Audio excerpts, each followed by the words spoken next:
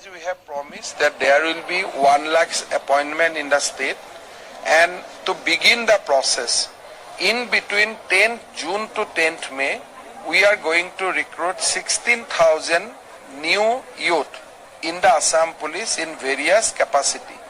So up to 10th June we have a celebration.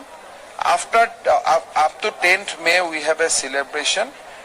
After 10th May we will finalize a date, and one by one, like today is the police, tomorrow is health, day after tomorrow is our education. Like that we are going to give recruitment to 1 lakh youth.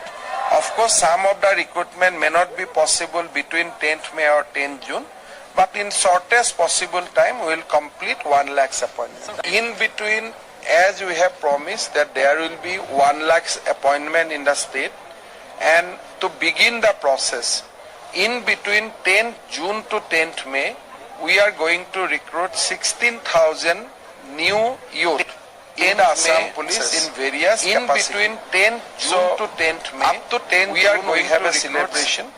After up to 10th May we have a celebration.